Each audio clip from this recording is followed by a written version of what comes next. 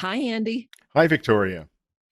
Today we have Dr. Louis Ignarro, who is a Nobel Prize winner. And the discoverer of the great importance of a very simple molecule, nitric oxide, one of the body's signaling molecules responsible for maintaining our arteries in good health and heart in good health. He's a fascinating man. Yes, and he's sometimes called, to his mother's displeasure, the father of Viagra. So I think we'll hear about that too. Okay. Let's welcome him.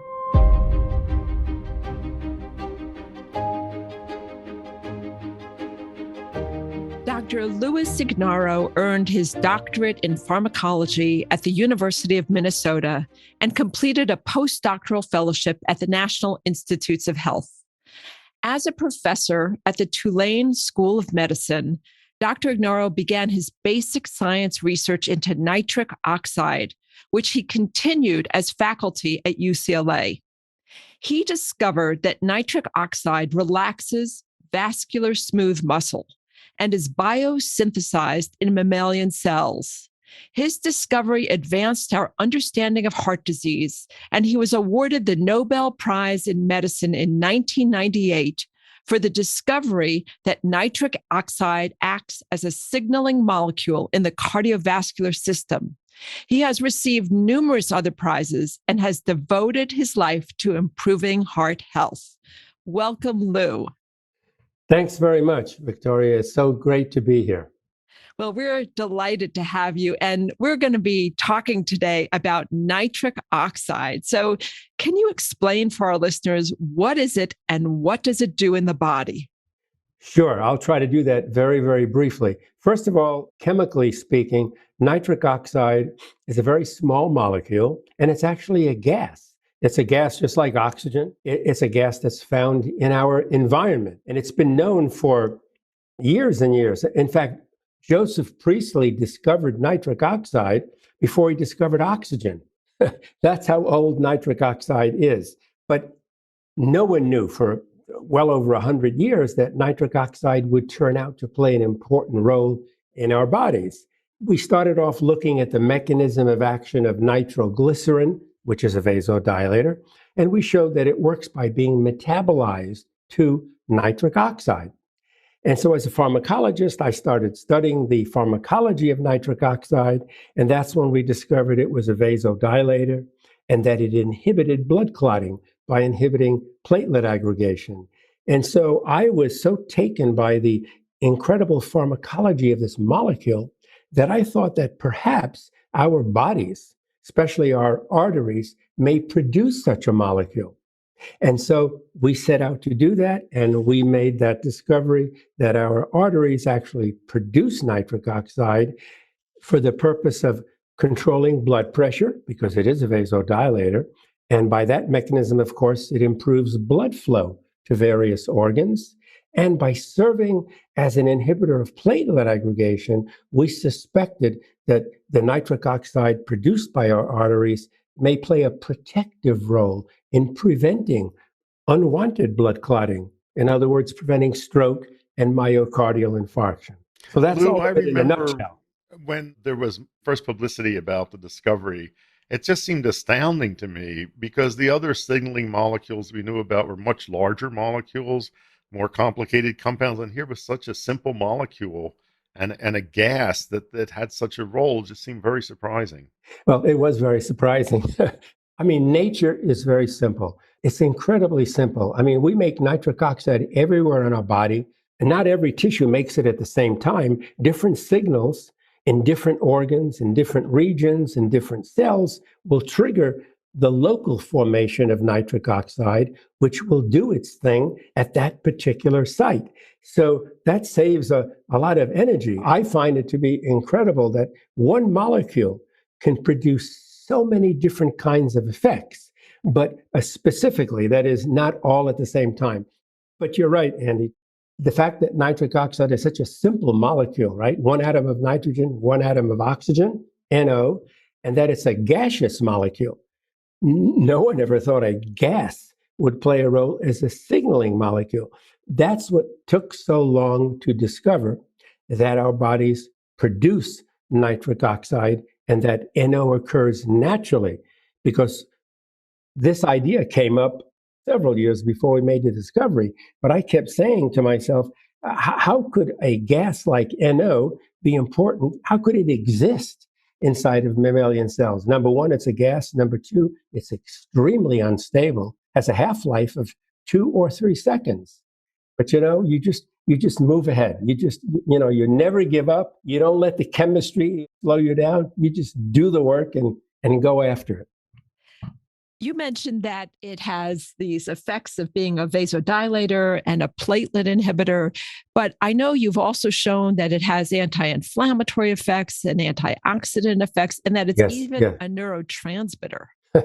Yes, it does so many different things. Once again, why should the body waste its time to produce a different signaling molecule for each of these effects when it can produce just one, nitric oxide, and the nitric oxide produces all of the effects. But again, the NO produces these effects very locally and only when called for. I mean, if you make nitric oxide to work as an anti-inflammatory, let's say if you have knee inflammation, you don't want it to cause penile erection, for example. It has to be localized. What can go wrong with that system? Are defects in nitric oxide synthesis or deployment responsible for diseases? Sure. That's an incredibly good question, and a question that we meaning the scientific community interested in nitric oxide, have been trying to answer for so long. What we see is that there may be localized deficiencies of nitric oxide. For example, in coronary artery disease, where the coronary arteries or arteries associated with the heart develop inflammation, and this is going to cause damage to the endothelial cells within the arteries. That's going to diminish the NO formation. That's going to lead to vasoconstriction, blood clotting, and so on. But that'll occur locally, let's say in the heart, or it could occur in the brain, but may not occur anywhere else. So when the nerves that go to that innervate the erectile tissue, for example, in males and females for that matter, when those nerves release nitric oxide, there's a local effect and no effect anywhere else. Males with erectile dysfunction, of which there are hundreds of millions, patients with erectile dysfunction have a deficiency of nitric oxide in those nerves that innervate the erectile tissue. They may not have NO deficiency anywhere else. So they may suffer from erectile dysfunction and not suffer from other diseases. And you may raise this, so I'm going to try to say it first. Many people with diabetes, of course, have erectile dysfunction. So that's a problem with NO formation generally in all the arteries. So those patients with diabetes are, of course, at a much higher risk for any kind of cardiovascular disease, as you folks know better than I do, and also erectile dysfunction in men and a lack of sexual arousal in females. So there are a variety of kinds of conditions that can result from a problem with NO production, let's say. So how do we safely increase our natural production of nitric oxide? And when we do take actions, like changing our diet, does that have a general effect or does that have a localized effect? Because you've pointed to the localized effect of nitric oxide. Yes. Well, if you had not mentioned the last part of your statement and you asked me, how can we assure that we have sufficient nitric oxide production? I was going to just say, follow your website. If everybody follows your website, we won't have such a problem. And I've been doing that for a long, long time. In all the research that has gone on about asking the question, how can we boost or maintain our nitric oxide, which of course is the obvious question because NO is the good guy, and we know what happens when you have a deficiency. So the obvious question is, all right, how do I make more? Can I take a pill? Can I do this? Can I do that? Well, can't take a pill. We don't know of any drugs yet that boost nitric oxide production. I would have thought by now we would have something like that, but we don't. And it's hard to get information out of drug industry if they haven't published anything yet. But I don't think we're close to having a drug that would boost NO. But what we've learned from the research, really, I say this to so many people, and they go, yeah, tell me another one. I just don't believe it for some reason. A healthy, balanced nutrition coupled with significant or appreciable or regular physical activity is what you must do to boost nitric oxide. I mean, it is so well known, as you folks know, that doing both of those, adopting a healthy lifestyle, is going to boost your nitric oxide. It's going to make you healthier, and it's going to increase your longevity, but give you a healthy longevity, not just living longer, but living a healthy life as you grow older. Do we know what is responsible for deficiency of nitric oxide production? We know that certain conditions can bring it on. What comes first is less clear. For example, if someone is not eating a healthy diet, for example, eating a diet that's rich in salt or saturated fats, or not eating enough fruits and vegetables, not getting enough antioxidants, which boost NO, the NO will gradually decrease. Even if you're healthy, young people that eat a poor diet will gradually develop NO deficiency. That will gradually be followed by mild cardiovascular disease, mild diabetes, which would then, unless reversed, would get progressively worse, leading to a vicious cycle of decreased nitric oxide. So your question is, do we know what causes the decrease in NO? We don't have a clear-cut answer, but as I tell people, since I'm a Nobel laureate, I can give any answer I want, and get away with it. But I think it's when we abuse our bodies that we cause the decrease in NO.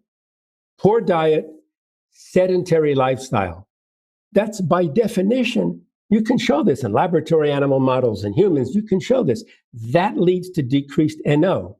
Years later, we see the resulting or consequential diseases of that.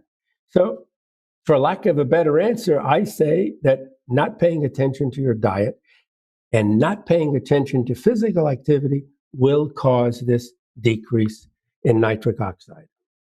Well, let me ask you about another possible mechanism. We had James Nestor, who wrote the book Breath on Body of Wonder some months ago, and he was particularly interested in how breathing influences nitric oxide levels. Sure. And he postulated that breathing through your nose was going to be much more beneficial than breathing through your mouth. Yes, I agree 100%. I've spoken with him. I've read that on other podcasts. I've talked about that. And this comes from an incredible series of simplistic experiments conducted by a group of researchers at the Karolinska Institute in Stockholm. Eddie Weitzberg and John Lundberg. I know them fairly well for years, well before this study. And what they showed is that the nasal mucosa, but not the mouth, produce nitric oxide. And it produces lots of nitric oxide, which can diffuse out of the nasal mucosa as a gas into the airway system. So if you inhale through your nose, you're going to bring in the nitric oxide into your lungs. So what these researchers postulated was that the physiological reason for your nose making the nitric oxide is that by breathing in, we can relax the airway smooth muscle, right? Cause bronchodilation. The NO goes into the lungs, causes the small pulmonary arteries and branches to dilate. That means more blood flows into the lungs. And that's great for your pulmonary function, because then you could bring more air, therefore more oxygen into the lungs. You have more blood flow to pick up the oxygen and deliver it to the tissues and carry the carbon dioxide away as well. And so it just seems reasonable to speculate, because it's really never been proven. It's hard to prove that, but one could speculate that breathing through your nose, especially inhaling through your nose, is the best way to go. And people who have been practicing yoga for hundreds and hundreds of years have all this breathing in your nose, all these kinds of things that you do during yoga. I don't do yoga because my body just doesn't move in that direction. But my wife does lots of yoga. And breathing is very important in yoga. And not only breathing, let's carry that further. Even humming, making vibrations in your nose was shown by the same group at the Karolinska Institute to increase the NO production by the nasal mucosa 10 to 15 fold. And so in many different kinds of yoga, you hum and you breathe in through the nose and it just makes you feel better. Now that part of yoga I can do, and I've done that, and it does feel great, very relaxing. I've been really intrigued that there's now some research going on using nitric oxide nasal sprays for COVID.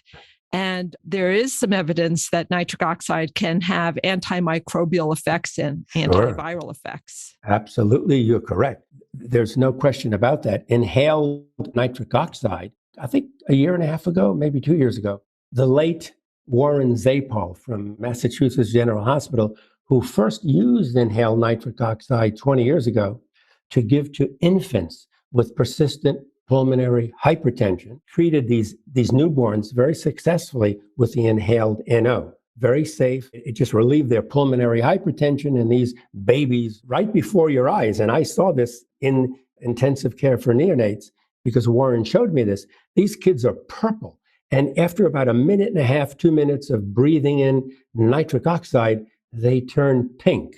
Let me tell you something. I'm not a physician, so I don't see people who get cured or whatever, but looking at something like that just brought tears to my eyes. It's just unbelievable. But one thing led to another, and when COVID came out, the same group plus other groups decided to try to see if inhaled nitric oxide could be effective in treating COVID. And as you said, Victoria, nitric oxide has antiviral, antimicrobial activity in general.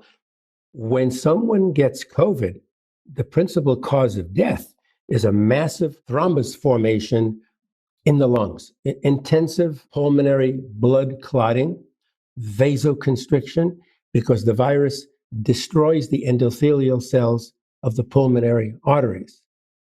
And so the idea was, okay, well, let's give the nitric oxide back, by inhalation, and we can restore that. And so some of the early clinical trials showed that nitric oxide was effective in humans. In fact, the first study, I think, was done with pregnant females, and it was a miraculous success.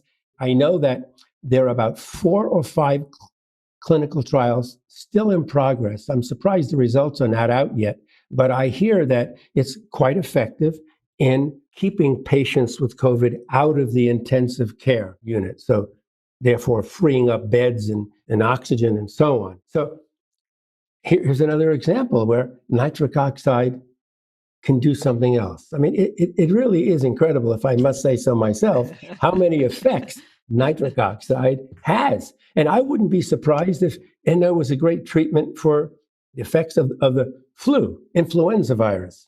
There are products available which claim, okay, now I'm going to use the word claim. I'm not putting them down and I'm not praising them. I'm just saying that they claim that these sprays deliver nitric oxide. Well, the advertising is not good because you can't deliver nitric oxide since it's a gas with a half-life of 2 seconds. Now, when I go look up these products, I can't find out because they're patented and so on. I don't know what's in those products. So if it's an ingredient that somehow gets into your nose and reacts with something to form nitric oxide, that's great. And I'm hoping that's how it works, because wouldn't it be something if you could just use a nasal spray, when you feel symptoms coming on, and if you catch it early enough, it could be useful in alleviating some of the symptoms. I'm all for that, but I have to wait and see how that works out. I mean, so far as I know, there's no prescription compounds that have been submitted to the FDA for approval. And spraying in your nose is considered for external use only, really. And the FDA does not control supplements and drugs like that. So it may be possible to purchase those, and it could be of great benefit. I'm hoping that they will be of great benefit. But I need to see more information, which I haven't seen. Body of Wonder is produced by the Andrew Weil Center for Integrative Medicine at the University of Arizona, internationally recognized for innovative health and wellness programs, evidence-based research, and clinical standards. The center offers listeners a wide range of free resources to live and maintain a healthy lifestyle, including online learning, meditations, and short videos. To find out more, go to azcim.org/podcast. That's azcim.org/podcast. I want to go back and ask you one thing I'm confused about. You said that there's no pill to deliver nitric oxide, and yet most people consider a Viagra a pill that does that for erectile dysfunction. I realize that's one effect. And then you described the use of inhaled nitric oxide in babies who had pulmonary hypertension and a potential use of inhaled in COVID. So it sounds like we do have some mechanisms to deliver nitric oxide, at least in particular situations. Yeah, well, thanks very much for actually correcting me on that. That's true. Because when you said, is there a way to, when I said there's no pill that we can increase nitric oxide, I meant generally, systemically. When you administer nitric oxide gas mixed with air or oxygen by inhalation, you're delivering the nitric oxide into the lungs and nowhere else. But it does a great thing in the lungs. Could save your life, could prevent inflammation, and so on. Once that nitric oxide diffuses into the pulmonary circulation, it's instantaneously destroyed by the blood. Oxyhemoglobin, hemoglobin with oxygen bound to it, can destroy nitric oxide in less than 10 milliseconds. That's how quick it is. So NO cannot produce a downstream effect. Let's say that. It works locally. Okay, so that answers that. Now, Viagra, luckily, has a very selective effect. Viagra, without getting into the details, Viagra or sildenafil, and then the other drugs related to that, work only in the erectile tissue. The way Viagra works is nitric oxide produces all these effects, right? But nitric oxide produces many of these effects by triggering another signaling molecule, which then produces the effects. That signaling molecule is cyclic GMP. We have cyclic AMP in the body, we have cyclic GMP. Nitric oxide stimulates the enzyme that makes cyclic GMP, and it's the cyclic GMP that is a vasodilator, a smooth muscle relaxant, an inhibitor of platelet aggregation, and so on. Well, cyclic GMP is always rapidly degraded in the body by another enzyme called phosphodiesterase. Phosphodiesterase destroys cyclic GMP. You don't want signaling molecules to be around for more than a second or two. Otherwise, the effect is too prolonged. In patients with erectile dysfunction, the problem is that they're not making a lot of nitric oxide. The nerves are not releasing a lot of nitric oxide because those nerves may be damaged, either because of diabetes or other problems. The phosphodiesterase that's present is going to destroy the cyclic GMP as soon as it's increased. And so there's no erectile function. If you give a drug that's an inhibitor of the phosphodiesterase, the cyclic GMP has time to accumulate to the level that can produce an erectile response. That's how Viagra works. So it's not really delivering NO, it's increasing the action of NO. It's boosting the effects of NO. How about inhaled amyl nitrite or sublingual nitroglycerin? What's the mechanism of action there? Yeah, sublingual nitroglycerin works precisely through an NO mechanism. That was one of the first experiments on nitric oxide we conducted, when was that? 1980. I remember 1980. It seems like a long time ago. And of course, it is a long time ago. And so nitroglycerin is a nitro compound. It actually has 3 nitro groups on it. And so what we showed is that the nitroglycerin, when it gets into the arteries, is actually in the smooth muscle of the arteries. Nitroglycerin is very lipid soluble, so it just permeates the blood vessels. And when it gets into the smooth muscle of the arteries, it's metabolized. And one of those nitro groups, one of the 3 nitro groups on nitroglycerin, comes off and is converted to nitric oxide. So that was our first experiment with nitric oxide. Nitroglycerin works by being converted to nitric oxide. Amyl nitrate works by being converted to NO. Sodium nitroprusside, which is used in the OR to control blood pressure, right?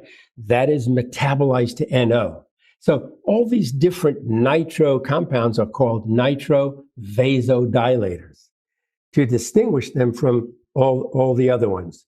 And then there are other ones, I'm sure you're aware, isosorbide dinitrate. There are several of them. They all work the same way. They are metabolized to NO, and then the NO produces locally that vasodilator action. And that's why that's why nitroglycerin is so exquisitely potent in relieving angina pectoris, right? In patients with an impending heart attack. You put it under the tongue, it gets absorbed. All you need is a fractional amount of NO to produce a powerful vasodilator effect. So that works. But I think I know what you're getting at, Andy. You can't take the nitroglycerin to deliver NO generally in the body, because what'll happen is that 2 things. One, you'll get a profound and fatal drop in blood pressure. You'll decrease perfusion of the brain, and that'll be it. I mean, that's a very powerful vasodilator. Also, you have to put the nitroglycerin under the tongue sublingually to work, because as you know, the circulation sublingually avoids going to the liver first. It circulates throughout the body. If you take something orally and swallow it, whatever gets absorbed goes into the circulation that goes first to the liver before it goes anywhere else. Remember, the liver is a detoxifying organ. It's a huge organ in your body. Whatever you eat that gets into the blood goes to the liver first. So the liver can try to kill or inactivate whatever poisons you've ingested. Same thing for nitroglycerin. When you take nitroglycerin orally, it doesn't work because the nitroglycerin is destroyed in what we call a first pass hepatic metabolism. I love your questions, and I wish I could say, yes, we have a way of increasing nitric oxide systemically and all that. Believe me, so many people have thought about this, and much to my dismay, we've not made it yet. But I'm retired, and whenever I give talks, I have a lot of young people ask me, is it still a good idea to work in the field of nitric oxide? They argue that a Nobel Prize has already been awarded for nitric oxide, so why should I work in that field? I said, well, first of all, you're not working to get a Nobel Prize, okay? Don't ever put that on your mind, because you'll never get it if that's what you want to do. I always tell them that, my principle, the reason I work so hard with nitric oxide was not to get a Nobel. I never thought about it. It was to keep my job at UCLA. That's why. But I encourage them to continue working on nitric oxide because there's so many things that are yet unknown. For example, developing a drug that could boost the enzyme NO synthase that makes nitric oxide. Maybe they can make a more specific drug. Antibody technology is incredible. People have learned, chemists and biologists have learned to link drugs to certain antibodies that could take the drug to specific sites in the body. And then if you have the right linker, the right chemistry, one could remove the antibody and then the drug could act right there, perhaps in stimulating NO formation or even releasing NO. There's so many ideas. And since I've retired, I can't do any of those. But what I could do is try to convince other people to do that. Lou, you recently published a book about your life called Dr. No, a wonderful title, Dr. N.O. Can you tell us about that? Yes. This was a book a long time coming.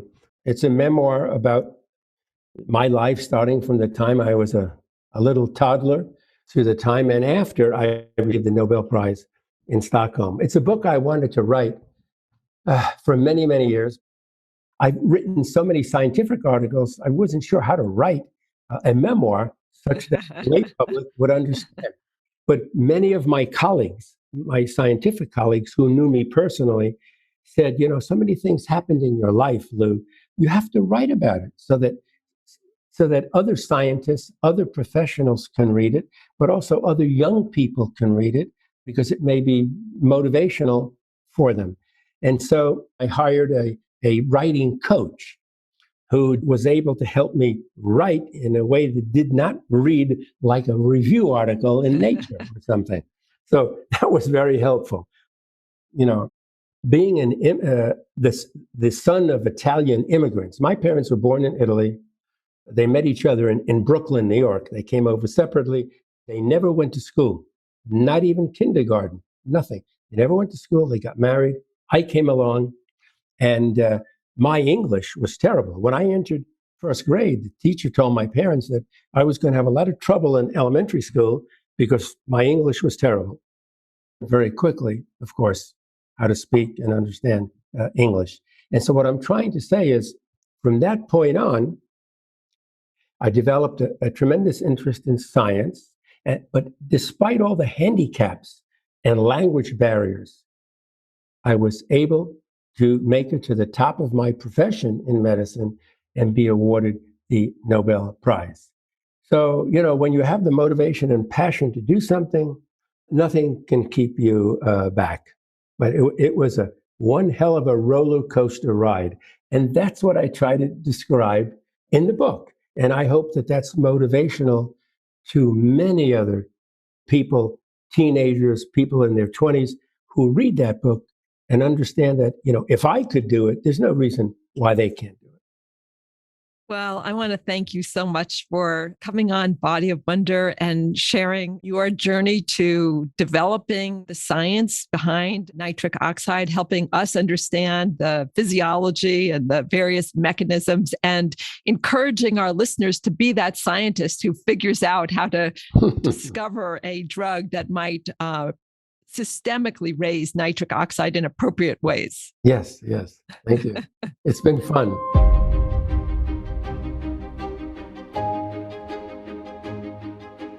Listeners, this is Dr. Victoria Maizes. We would love for you to send us your questions for Andy, myself, or for our guests. You can call us and leave a voicemail by dialing 520-621-3950. Again, 520-621-3950. Or you can submit a question by going to our website, azcim.org/podcast. Again, azcim.org/podcast. We will review your questions and try to answer as many as possible on our programs.